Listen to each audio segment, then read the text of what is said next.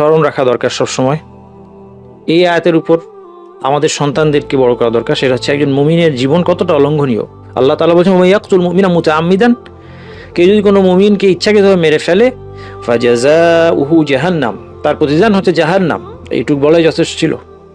জাযা জাহান্নাম, প্রতিদান, তার প্রতিফল জাহান্নাম, এটুকু যথেষ্ট। জাহান্নাম একজন মুসলিমকে, একজন মুমিনকে যে আল্লাহ আখিরাতে বিশ্বাস করে তাকে থামিয়ে দেওয়ার জন্য, তাকে বিরত নিরস্ত করার জন্য যথেষ্ট। কিন্তু সেখানেই আল্লাহ ক্ষান্ত হননি।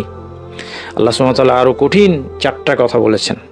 খালিদান ফিহা, সে জাহান্নামে চিরস্থায়ী হবে।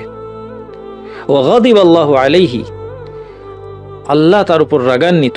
ওয়া লাআনাহু, তার উপর আল্লাহর লানত, সে আল্লাহর রহমত থেকে বিচারিত।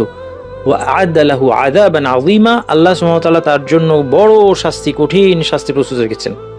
এই জন্য একজন মুমিনের জীবন অলঙ্ঘনীয়। এই আয়াতের উপর আমাদের সমাজ গঠন করতে হবে।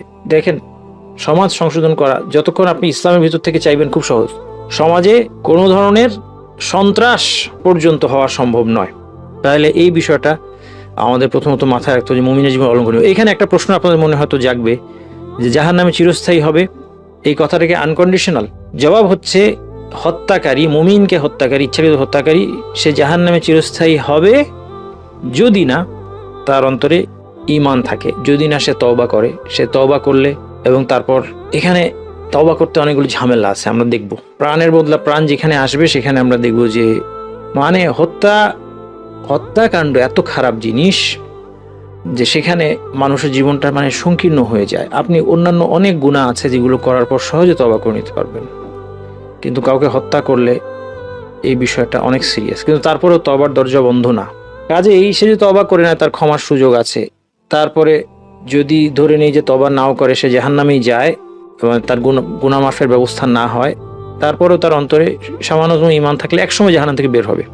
তো সেই জন্য সবসময় রাখবেন, কোরআন এর আয়াত এবং হাদিস একটাকে ব্যাখ্যা করে। একটা আয়াত, একটা হাদিস থেকে সমস্ত পিকচার যদি আপনি নিজেই ডিরাইভ করেন, এটা ভুল হবে, এটা ঠিক হবে না। সবগুলো মিলে একসাথে করে দেখতে হবে আপনাকে, যার অন্তর মধ্যে ঈমানের মূল থাকে, সে একসময় জাহান্নাম থেকে বের হবে। হত্যাকারীর কি ঈমান নষ্ট হয়ে যায়? হয় না। এর প্রমাণ আল কোরআনের মধ্যে আছে, আমরা আগে দেখেছি, ভবিষ্যতে কখনো আলোচনা করবো। যাই হোক, বিস্তারিত এই আলোচনায় আমরা যাচ্ছি না।